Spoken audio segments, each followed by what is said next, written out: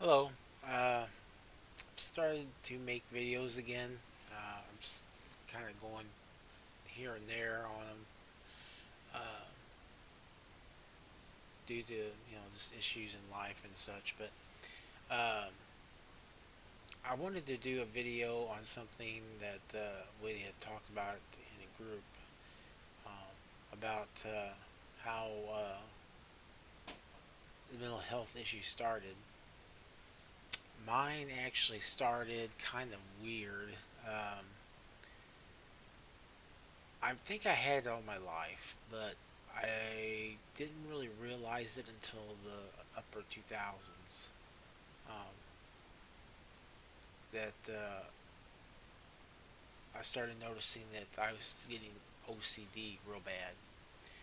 I didn't know it was OCD. I think I mentioned in another video that a coworker actually diagnosed it um, after she seen me going back and forth, checking the dome light on my car.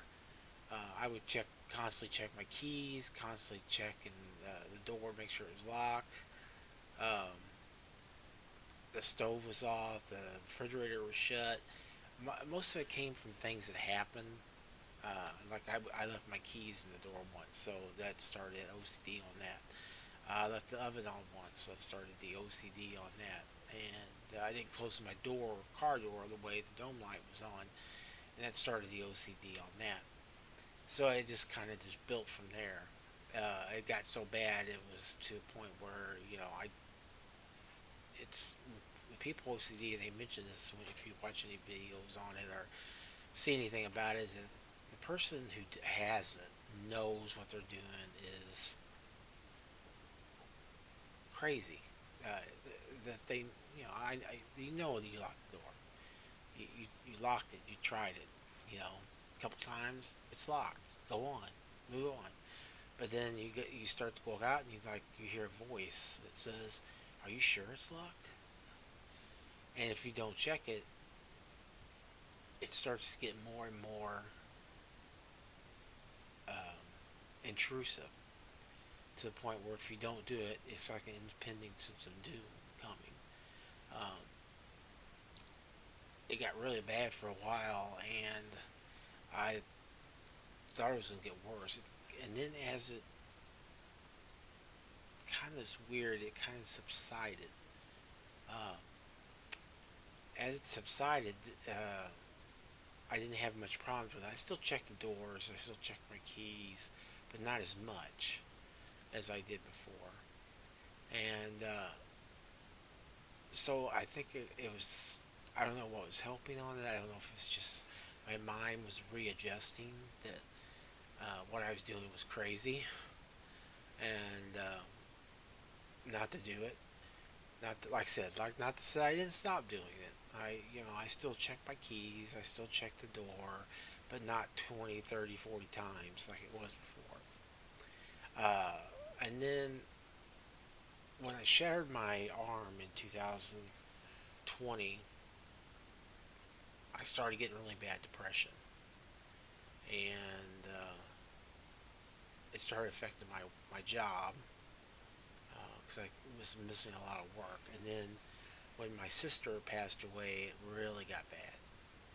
Uh, the depression and anxiety just mainly the anxiety kicked up big time, and it was basically ruminating about all the regrets in your life.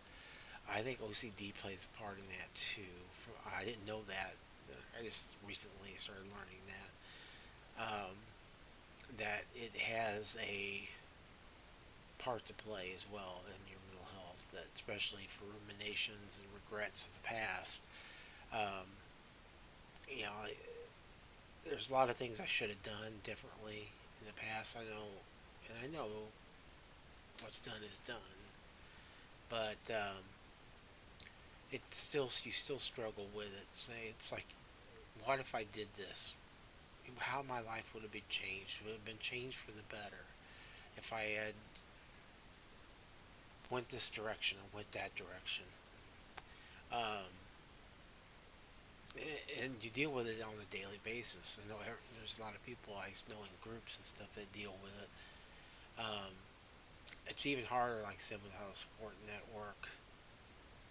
Mental health illness is really bad, um, especially when you're lonely. I did think something might be coming out that me and a friend were talking about buying this. There's a mobile home that was for sale. It was in pretty good condition. Had two baths, 3 bedrooms. So we thought about going in together and getting it. He backed out. So that kind of fell through, and I that made me more depressed because I was thinking it was if I had someone with me here, I had someone living with me, at least have someone to talk to, to um, say, hey, what's going on, or play a game or something to get your mind off your troubles for a while and help with the bills. And so that fell through. I did reconnect with my niece, um, which my niece is my brother's daughter, and she's in her 50s. So that's like I said, all my siblings were like much older than me. And the thing is, she's a spitting image of my mom. I mean, it's like a clone of her. She looks just like her. If she all she had to do is a little bit of you know change her look. My mom wore what they used to call a beehive wig that kind of stood out because my mom's part of the family. If her they got really thin hair, so my mom wore a wig. And I just, if my niece had put a wig on like that, she would be, I mean, it would be scary how much she looked like her. And even when her father passed away, my brother, um, when I went to the funeral or the memorial, uh, I saw her, and when she turned around, my breath went away. It was like my mom was standing there, a younger version of my mom, and because she looked just like her. And no matter, and when I was thinking that, my cousin came up behind me and me out of my ear and said, "You know your niece Tara looks just like your mom." And so at least I kind of reconnected a bit with her. Um,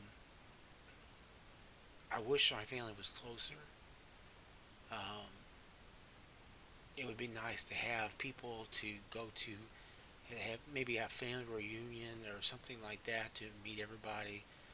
But unfortunately, it just my mom and dad was kind of like the glue between our families, his side of the family and her side of the family. So when my dad passed away, I hardly ever seen my dad's side of the family anymore. When my mom passed away, I stopped seeing my mom's side of the family. So it was just the siblings, and our age difference was so much apart that we just never got close growing up. So my brother, he never wanted to talk to anybody or do anything with anybody. Um, so that was hard. And then when he passed away, it was hard because we never really had a real relationship. My one sister that passed away that really started causing all my issues of mental health. Um, we didn't really have a we talked, but we didn't have a really close relationship. And my one sister, like I said, we had a falling out, and we're not close either. So if you have family, enjoy them. Especially if you're close. If you're close, you're very lucky. Enjoy it. That's my advice. I started taking Wellbutrin, or the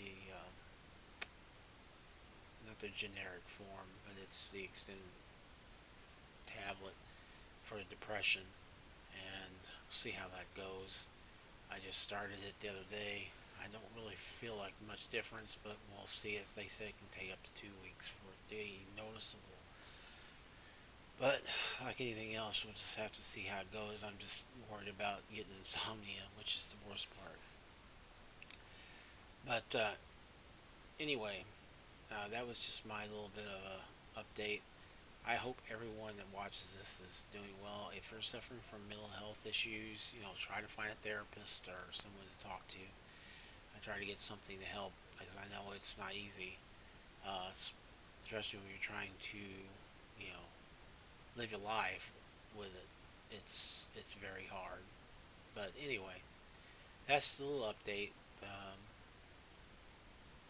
I probably have some memories coming up that I might think about. I thought about one the other day. I seen a video that brought back some memories. But anyway, for right now, I'm gonna let everyone go, and thank you again for watching and commenting. If I didn't comment back, I'm sorry. I just been, like I said, kind of caught up in things.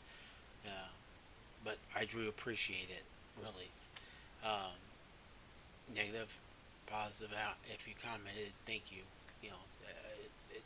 That is very great. If you watch the videos, that's great as well. And if you subscribe, thank you as well. I mean, you don't have to.